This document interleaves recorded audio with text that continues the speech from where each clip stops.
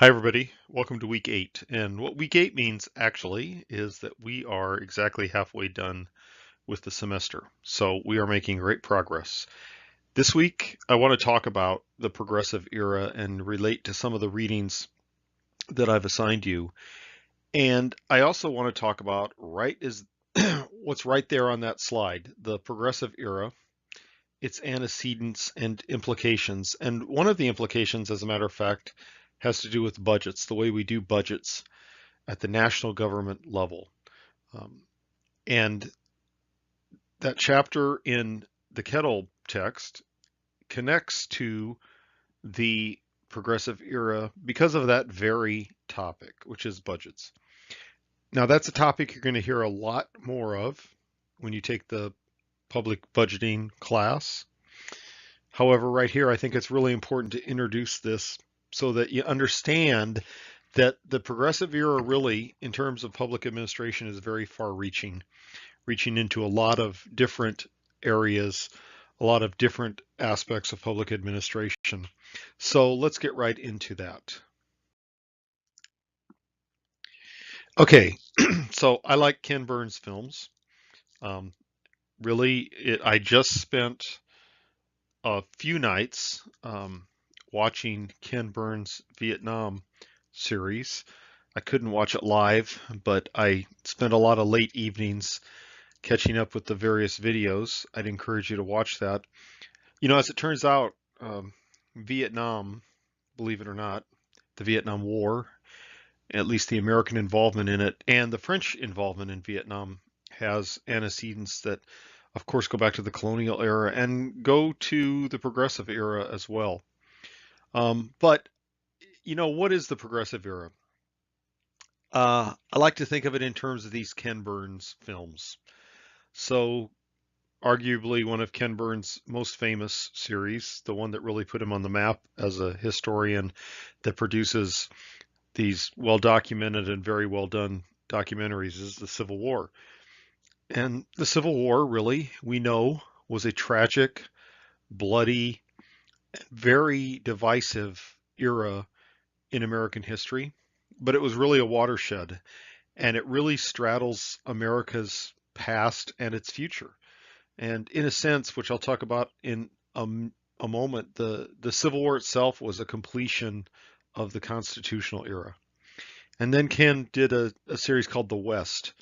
And when we think of westward expansion, um, settlement, the the railroad, and homesteading, which have really strong connections in Nebraska, and accompanied by the final defeat of, or the genocide of, depending on your perspective, of Native Americans, which essentially ended at Wounded Knee in 1890. Um, the West really was something that was an antecedent of the Progressive era, along with the Civil War. And then uh, Burns did a series on Prohibition, and we all think we're fairly familiar with Prohibition, and we are, as a failed social experiment. Um, it was that. It was a religiously inspired movement to cleanse the nation of an actual alcoholism epidemic. You know, people talk about prohibition as this, they do talk about the religious aspects. What they don't often mention is that America had a genuine alcohol problem in the 1800s that was widespread. Um, but but beyond that, prohibition itself is connected to some progressive era ideas such as women's suffrage and women's rights. And that is that's a very interesting aspect that also doesn't get talked about much. Um, then there was a really good series by Burns on the national parks. The national parks are actually directly connected to the progressive era. The national parks were the brainchild of President Theodore Roosevelt. Um, the national park system probably would not have existed without the foresight of Roosevelt. And it was a really progressive idea at the time, to take lands and set them aside forever from development and settlement. And it really was one of the hallmarks of the progressive era. And then baseball, which you wouldn't think, but one of the things about baseball, especially in the early 1900s, was that it was a sport that a pastime that united classes. It's true enough that at Major League Baseball games during that period, whites and blacks didn't sit together, but they all went to baseball games. Um, and it's interesting how Burns treats baseball as this uniting pastime. And then Burns did a series called The Roosevelts, which I'm not sure was as greatly received as some of his series, but it really connects the strident and what Roosevelt himself called the manly progressivism of Theodore Roosevelt to the patrician kind of reformer of Franklin Delano Roosevelt, his distant cousin. And then finally, there's this series that Burns did called Jazz, which is really interesting because jazz music is uniquely American, and it primarily came to the mainstream of American culture again through black musicians. But jazz itself was discovered by the white majority um, in the 1920s in speakeasies and places like that that wouldn't have existed without without the influence of prohibition. So without the idea that people were going to illegal bars to drink and be entertained by jazz musicians, um, jazz may not have actually been this kind of cross-racial entertainment that it became. So that's how I like to think of the progressive era. But let me get into more specific detail. So I said there were some antecedents of the progressive era, and I point to the Civil War. And as I'm talking, look at this chart right here. Um, the point of the Civil War, in a sense, is that you start out by considering that the Civil War was the most bloody war in American history. Um, the service rate for the Civil War and World War II were about the same. That is, the rate of citizens per 100,000 per 1,000 serving in the war. So that's pretty high. Um, about 11% of the whole population. The whole population. Uh, but the whole population, for the most part, wasn't serving. It was mostly men, certainly. Though several women did serve, and several women lost their lives in the Civil War. Um, but in terms of deaths, um, the total deaths in the Civil War were nearly 500,000, uh, and that was huge. The death rate was 140, 140 per 1,000 population. Think about that. That is a huge number compared to uh, World War II, where it was about 18 to 1,000. The very high number in the Mexican War is interesting because there weren't actually that many soldiers involved in the Mexican War. Most of those soldiers in the Mexican War died of disease. As a matter of fact, a lot died of malaria. But in terms of just of combat loss, the Civil War was certainly the bloodiest war in American history, far bloodier even than World War II and Vietnam. Um, and the wounded rate was much higher than any other war, with some horrific wounds and injuries that occurred during the Civil War. So I'm talking about all this, and you're saying, okay, what's that have to do with the progressive era? Which I'll get to in a second. So the Civil War itself, philosophically, if we want to think of it that way, was really a completion of the founding era. So we've talked about the Constitution a lot. We read that article by Stivers where she talked about uh, the great moral oversight of the founders of the founding generation. And she's quite right. It was a moral oversight to compromise on the issue of slavery. Now, I don't know what would have happened had they not, but in fact, I agree with Stivers that it was a great moral oversight. But there was always this question in America whether states could secede from the Union. Um, a lot of people still talk about this, but really the Civil War settled that. And Lincoln himself, said that The war was about keeping the Union together.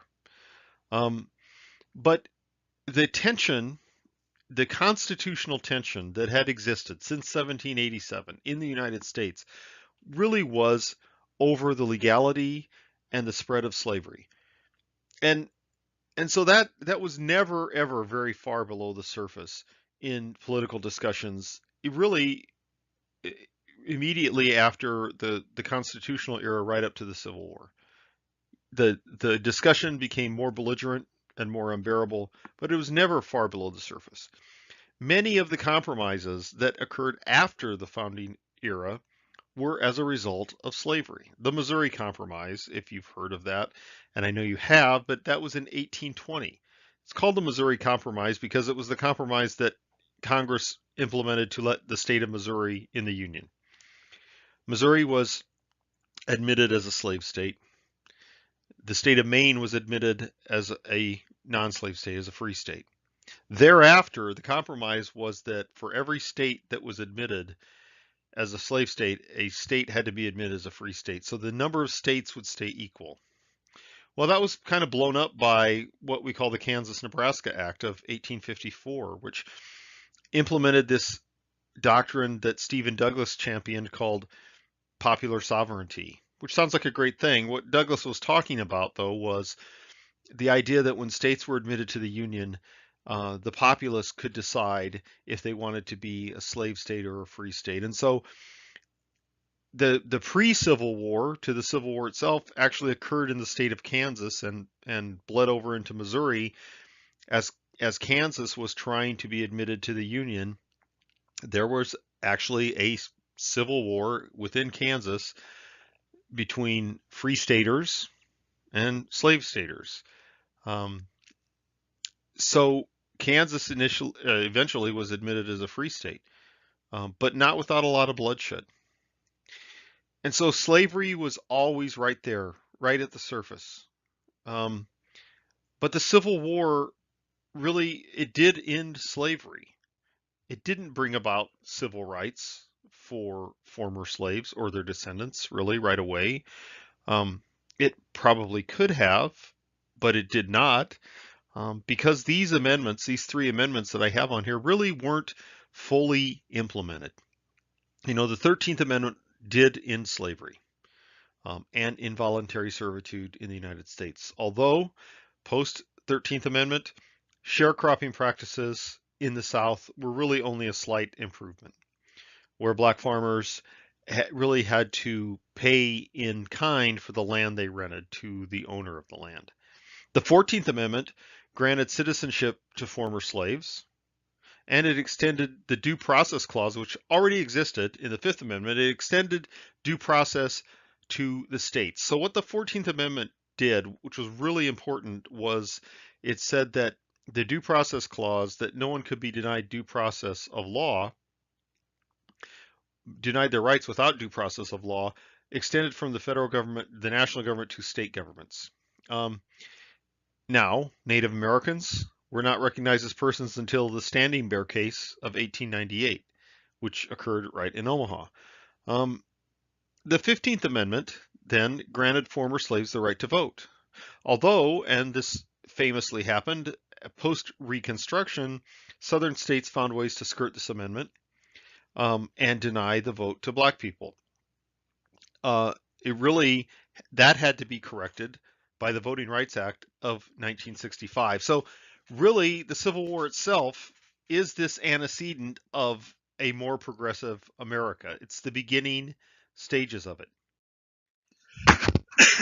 Now, what's interesting about the Civil War, I talked about all the bloodshed, and the reason I did that was to lead to this. There was a pension system for Civil War veterans, of course, Union veterans. About 37% post-Civil War of the white males in the North between 15 and 44 years old had served. Almost 40% of that population had served in the Civil War. And Lincoln famously said in his second inaugural address that it was the responsibility of the nation to care for him who shall have borne the battle and for his widow and for his orphan. Excuse me. Um, the Civil War pension system was called by researcher Scotchbowl. She called it America's first Social Security system. That is because the reason she called it that, because at a certain point in time, most of the aged men, anyway, in the United States were getting Civil War pensions for life. Um, and it really became a form of Social Security because it actually applied to those men's widows as well. It actually helped generate and sustain a very early interest group, the Grand Army of the Republic, which was theoretically a fraternal order of Northern veterans. But really, they were a lobbying organization that lobbied for better improvements to the Civil War pension system, and there were several, and they influenced the distribution of government benefits. Orloff and Goodnow talk about the rise of patronage politics through political parties. Well, a lot of that actually had to do with Civil War pensions because, as it turns out, the Republican Party in the North was very much interested in continually improving the Civil War pension system, which got them votes, um, and keeping their officials involved in the Civil War pension system. And importantly, it was a use for what the government had in terms of surplus government revenues. We often don't get surpluses, but there was a steady surplus in the budget for about 50 years, believe it or not. Most of that income came from tariffs and taxes on alcohol distribution. But about 28 to 33% of all federal revenue went to the Civil War pension system. So imagine that. About 28 to 33% of all federal revenue paid for the Civil War pension system. That is more than the percentage that goes for Social Security now. And it led to other innovations. The idea that retirement should be something that is funded. The first federal workers' retirement system was actually introduced in 1920. Social Security, as we know, was introduced in 1935. Before Social Security was introduced, many private companies, many school districts had innovated pensions themselves. And so really the Civil War pension system led to a larger belief that pensions were a necessity for working adults. And so during the Civil War itself, there were a number of landmark laws that were passed that actually have a lot to do with the Progressive era in the future. One is the Homestead Act, passed in 1862, while the Civil War was blazing. Um, Along with the Homestead Act, the United States Department of Agriculture was created in 1862. So what was that all about? And why was that progressive? What the Homestead Act did was it granted 160 acres of farmland to families who just agreed to start farming that land within 5 years. And many of them did. Many of them didn't, but many of them did. Many of you have ancestors who are homesteaders. A lot of Americans do. I do. It it is something that is just ingrained in the settlement of the West, especially, and a lot of people don't even think about it. But um, the Department of Agriculture, why was it founded? It was founded actually as a department whose mission was to promote an industry. Now, many people say that government shouldn't be involved in the economy. I will tell you that the Department of Agriculture was specifically founded to be involved in the economy, especially the farm economy. It was designed to promote the practice of agriculture. Why? Because life on that 160 acres was very difficult. The Department of Agriculture was set up to aid those farmers and make sure that they could sustain their farming practice into the future. Um, of course, the USDA has branched off into other areas, but that is why the USDA was founded. The Land Grant Act of 1862, also called the Morrill Act, if you go to the campus on Lincoln, there's a Morrill Hall. It's named for the Morrill Act. What that did was it granted each state 30,000 acres of land for each congressional seat it had, and it created this entity we call land grant universities. The University of Nebraska in Lincoln, the original University of Nebraska, was a land grant university. These land grant universities uh, were to specialize in scholarship in the education, uh, uh, scholarship and education in the art and science of agriculture. Land grant colleges also established Reserve Officer Training Corps, or what we call ROTC these days.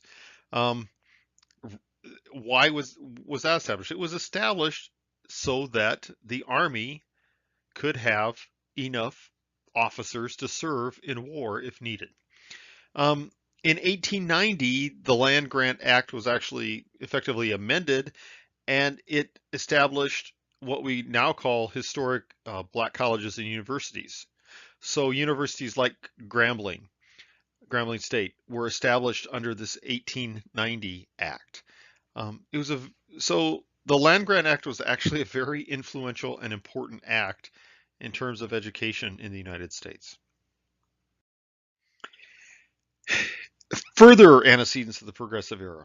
The Pacific Railway Act of 1862, same year as the USDA and the Homestead Act, Lincoln signed to actually build the Transcontinental Railroad. It's sometimes called the Transcontinental Railroad Act, but really what it did was it said, we're going to build a railroad from Omaha, Nebraska to Sacramento, California.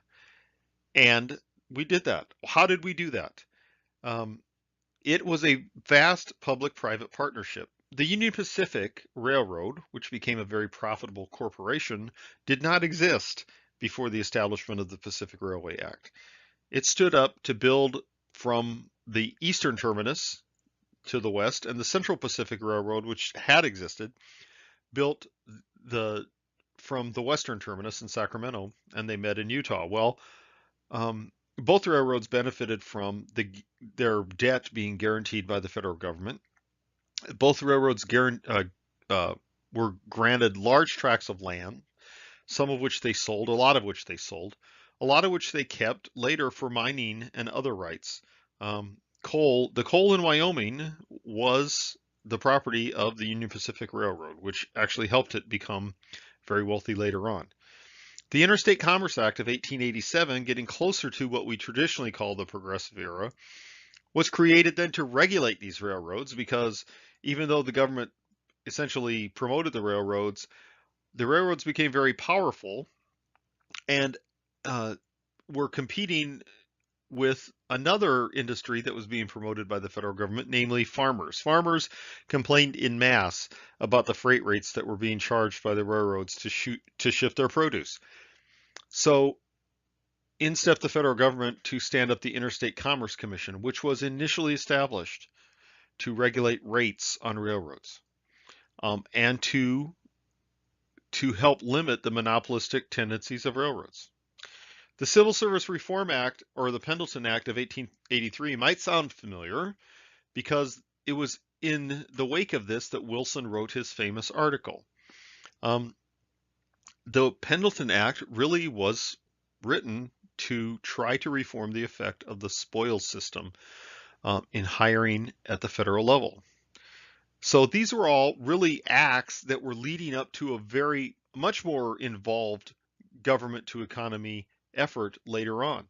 And so I list all these things to really discuss this idea that it wasn't just in the New Deal era in the 1930s that government became involved in the economy. Government had been involved in the economy for a number of decades right after, and including the Civil War era. Perhaps not to the extent that government was later involved, but really government was involved in the economy. So what was happening socially during this antecedent era to the Progressive Era? Well, for one thing, from really around the Civil War era forward, there was a mass migration into the United States, a huge immigration into the United States. And so the stories of Ellis Island all have to do with this boom in immigration. And so the red line on this chart shows the percentage of the population, and on the left-hand side you see the percentages. The percentage of population that was foreign born, according to census numbers. So every 10 years when the census is conducted, this indicates the percentage of population foreign born. So you can see on the top table that by 1890, almost 15% of the population was foreign born. And that number was really fairly consistent. That was the high water mark. But from about 1860 to about 1920, a very large percentage of the population was foreign born. And so the number of foreign born citizens was steadily increasing right up to 1920 when the immigration laws were changed, and then decreased to about 1970 when the immigration laws were changed again. And you can see what happened in 1970, that the percentage of foreign born citizens actually increased again. And this is what we see today. But it was this pre-progressive era time when a, a large number of immigrants were coming to the United States. So, okay, so what's the big deal about that? The big deal is that this was a social issue because, of course, as you might imagine, not everyone welcomed uh, the immigrants. There was a party called the Know Nothing Party. That was really not their official name. They were called the American Party.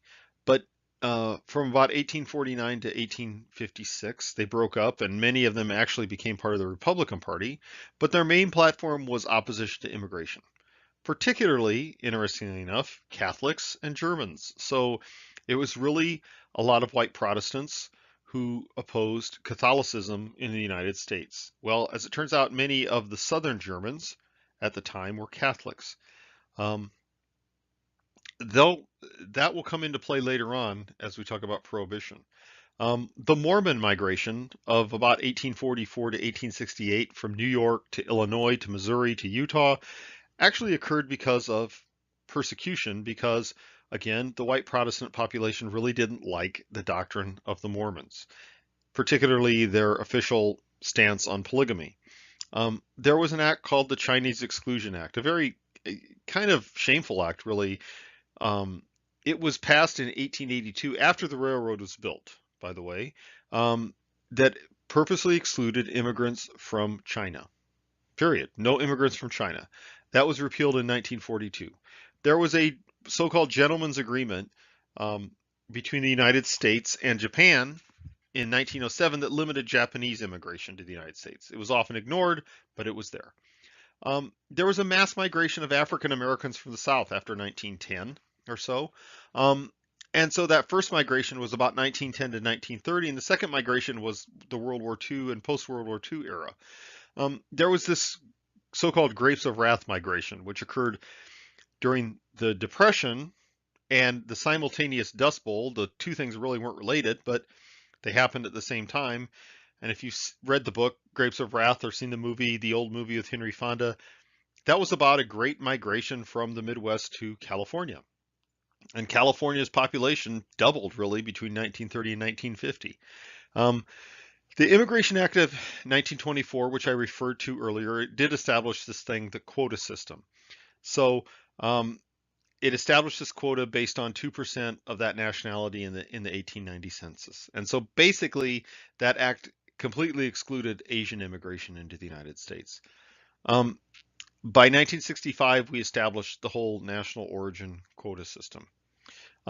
So this was sort of the social backdrop of what was going on in the immediate years prior to the Progressive era. And here's really one last issue that comes into play when you read what Cam Stivers has to say about bureau men and settlement women. The settlement movement, we read about Jane Addams and the Hull House in Chicago. There were others. The settlement movement really was there to provide service to an immigrant population that lived in cities in some fairly squalid conditions. But what happened socially in the United States was we shifted from an agrarian populace to an urban populace. Of course, there are still people living on farms. There are still farmers. But the ideal of this Jeffersonian yeoman farmer really, really kind of went out the window, even though we still have a great affinity for that. We still have a great affinity for the homestead era. Um, but in fact, by 1920, most Americans lived in cities, and the cities were booming between about 1880 and 1920. They were exploding to the point where they really couldn't handle the the number of people moving into cities. So when we talk about the progressive era, what are we talking about? This era from, let's say, 1890 to about 1920. Well, really, the thing is, the progressive era is not one thing. Now, one of the interesting things about the progressive era was we saw the most constitutional amendments passed uh, from 1910 to about 1920 in one period since the Bill of Rights was passed, um, immediately after the Constitution. So these four amendments, 16th, 17th, 18th, and 19th, were passed during this period, and they all actually have something to do with each other, though we don't often talk about it. The 16th Amendment was ratified in 1913, and it established income tax. Well, it was a direct tax, which was in violation of the Constitution. That's why it required an amendment. But what a lot of people don't realize is that actually coming up with a new tax was a progressive move, and I'll get to why that was in just a second.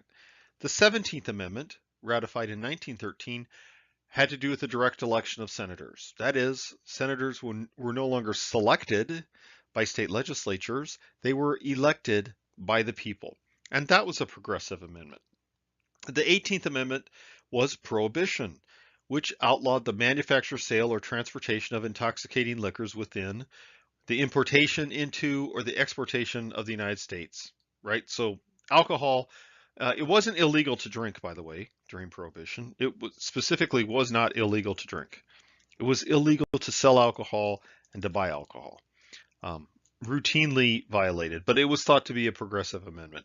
And the 19th Amendment actually established the right of women to vote nationally. So all these things were actually progressive. So as it turns out, many of the women involved in the Prohibition movement who had been involved in the temperance movement for decades, really, um, were also suffragettes, as they were called. They were the same women calling for prohibition who were calling for the right of women to vote.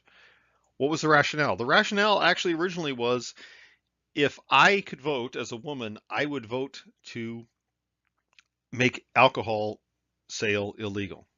I know for sure that my husband, who is a drunk, wouldn't vote for that, but if I could vote, I would do that. That's kind of the connection in a dumbed down way, in my own dumbed down way, but that is the connection. Um, why is the establishment of an income tax progressive? As it turns out, some of the same people who supported prohibition supported the establishment of an income tax. Why? Because most of the revenue at the federal government level came from tariffs and taxes on the sale of alcohol. So the reasoning was, if another tax base can be established, the federal government won't need uh, the revenue from liquor taxes. And in fact, that's really what happened. Um, the income tax effectively and eventually replaced that source of revenue. There is still excise taxes on alcohol, as you know. Not nearly as much as income tax. Income tax now is the single largest single source of revenue for the United States. There are many other sources, but it's the largest single one. Why was the direct election of senators a progressive movement? Actually, this is interesting because this spoke to the idea that the people are sovereign, that the states themselves are not necessarily. Um, when you think about the Electoral College, in a sense, my view has always been that if the United States was going to pass an amendment to do away with the Electoral College, this would have been the time to do it. Because the 17th Amendment really says that what the Constitution says about senators representing the states and the House of Representatives representing the people, that was overturned. So senators and the House both represent the people. So if that is the case, then why do we have the Electoral College that actually represents the states in a sense? So my view is if somebody was going to do away with the Electoral College, this would have been the time to do that. So continuing on this theme that the progressive era is not one thing. When we think about the progressive era, we're partially focused on individuals like President Theodore Roosevelt and Woodrow Wilson at the national level. Um, we think about things like the Spanish-American War, which was another side of Theodore Roosevelt. So even though the same president who was very progressive in areas like the national park system um, and uh, rights of women, he actually was also very imperialist minded. Of course, the Panama Canal famously was pushed by President Roosevelt. But uh, the Spanish American War in 1898 ended up with the United States annexing Cuba, uh, which was later liberated by the United States, Puerto Rico, Guam, the Philippines. Um, and those are all American territories. Still, Puerto Rico and Guam are American territories. Um, the first national park, of course, we talked about. The Sherman Antitrust Act, which is again thought to be of kind of a progressive thing by many people because it limits the power of corporations. Um, the United States entered the Great War in 1917, and that was under President Wilson. Um, Wars aren't progressive necessarily, but the ideals that Wilson espoused were very progressive. Wilson said that World War I, known as the Great War at the time, was a war to end all wars. He said it was a war to save democracy. Um, the League of Nations, which Wilson proposed, and ironically, the United States never became part of because the Senate refused to ratify the treaty, um, was a progressive thing. Wilson truly believed that the League of Nations was going to end war among nations, that conflicts could be discussed and not fought over.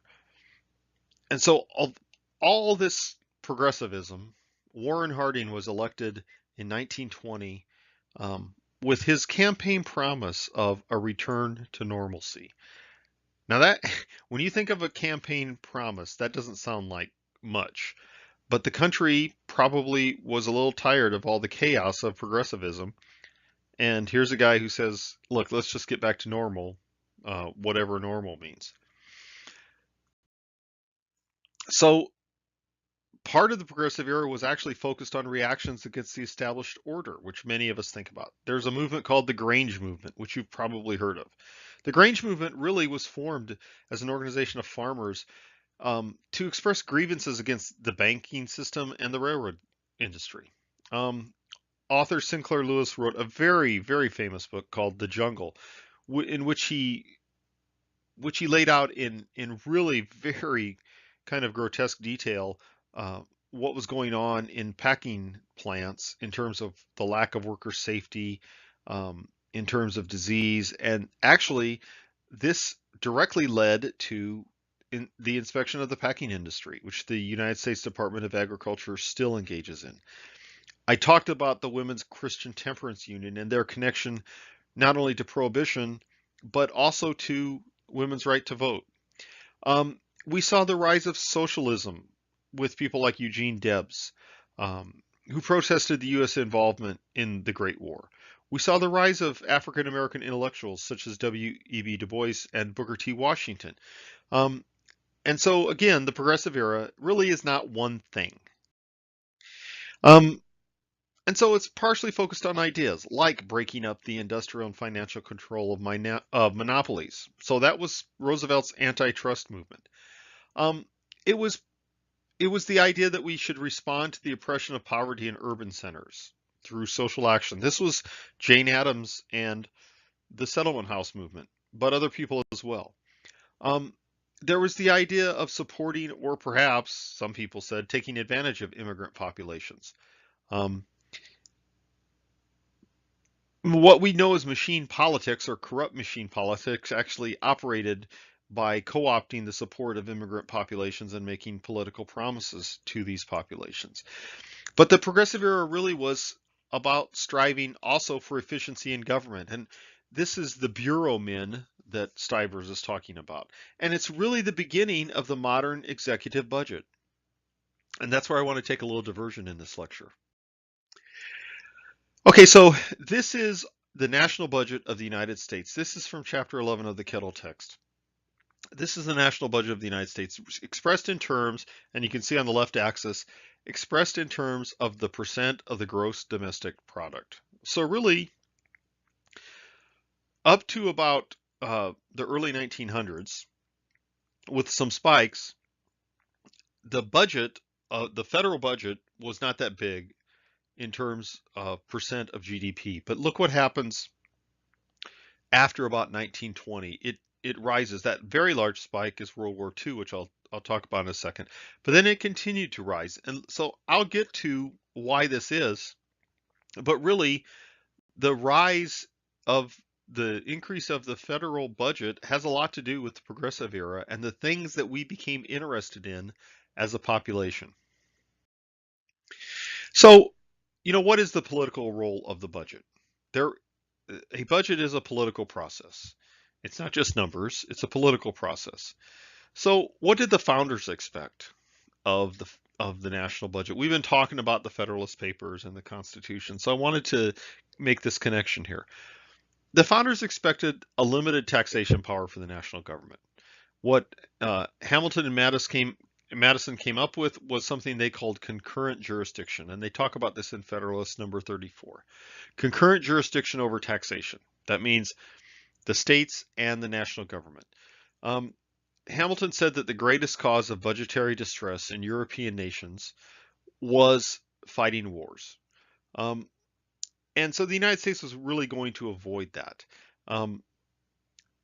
Under concurrent jurisdiction, local needs were to be met by local taxation. By that I mean the states. Because the national government really only had taxation power over certain tariffs. Spending bills were to originate in the House of Representatives, which seems quaint because spending bills really originate in both houses now.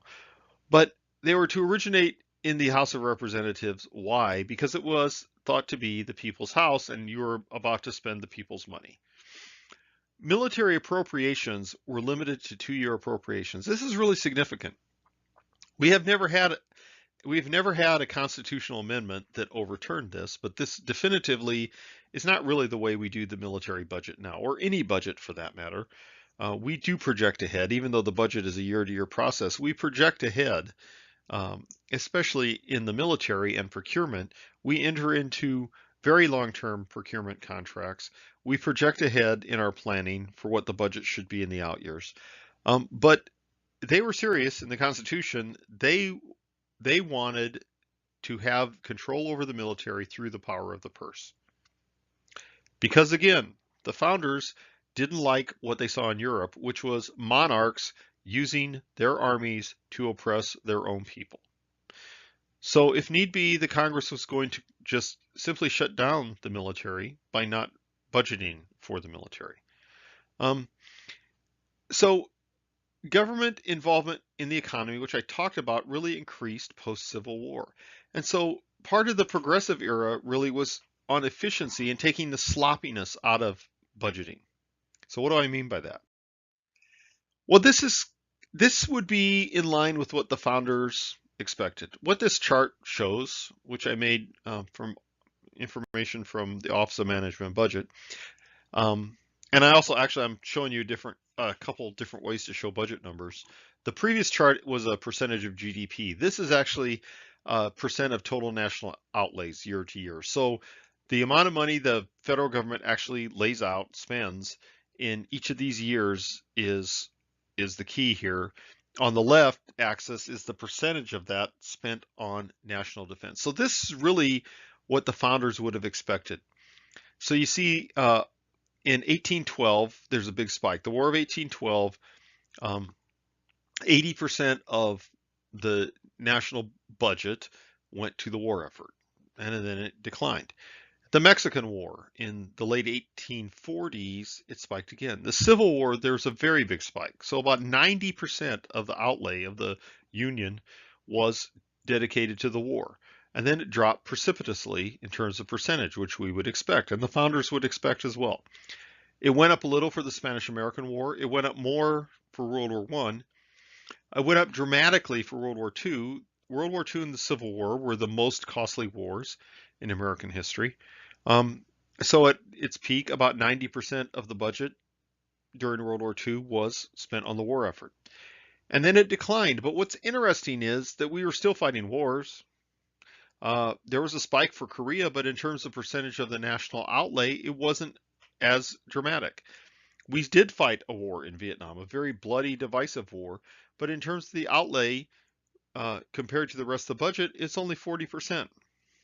President Reagan famously did build up the military, and you can see a little hump there in the 1980s.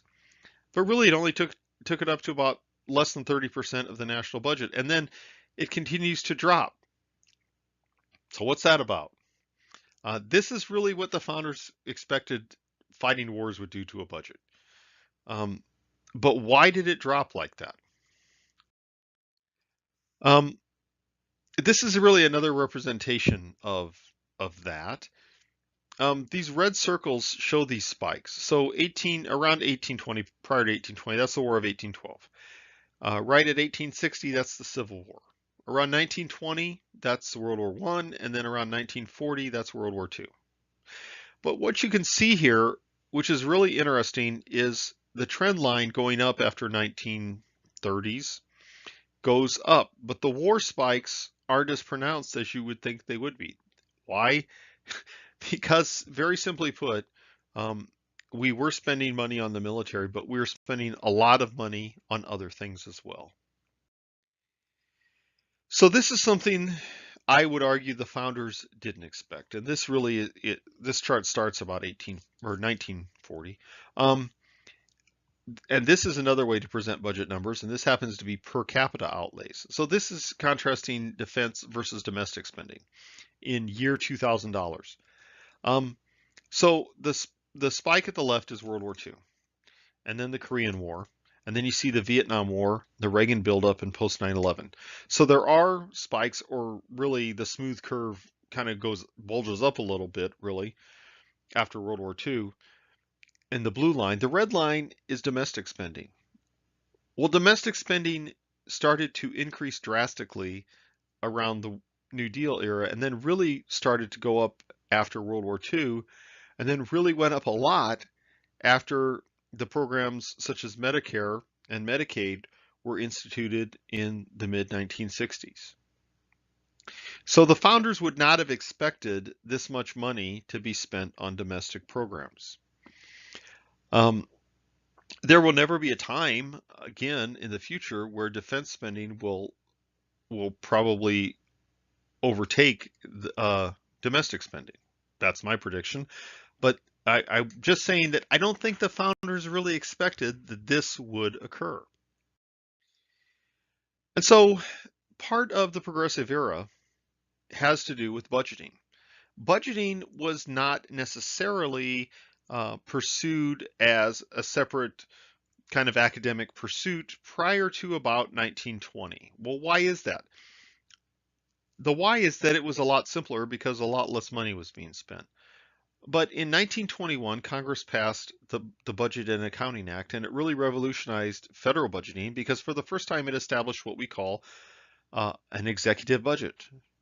The budgets prior to 1920 were submitted separately by each department to Congress, often without coordination even between departments at the presidential level. In 1921, Congress basically said, look, we want a budget from the president. We want it to outline the budgets for each of the executive departments, and then we want to act on the entire budget. So really, Congress was ceding some of its authority to the president. In 1974, following many of the very large disagreements between the Nixon administration and Congress, Congress passed the Congressional Budget Act to assert more control. So in a sense, the whole history of budgeting is about legislative executive rivalry. But the point I'm driving home here with reference to the progressive era is that executive budgeting was a progressive idea. And that is the idea that budgeting should somehow be rationalized and run by the executive department. That was a progressive idea that really led to and enabled the presidency of FDR and the New Deal. So here's the readings we looked at this week: Stivers, Bureau Men and Settlement Women, and here's a lot of questions about Stivers, and these are some questions I'd like you to consider as you do the reading. I'm not going to read these one by one, but look at these questions, and these I hope will help you guide your reading through Stivers. And I'm going to actually do this for each of the readings. These are some of the things you ought to be thinking about um, in terms of what Stivers is talking about, and in particular, if we're talking about public administration, what do we view as government's responsibility for social action? And what do we view as the nonprofit sector's responsibility in terms of social action?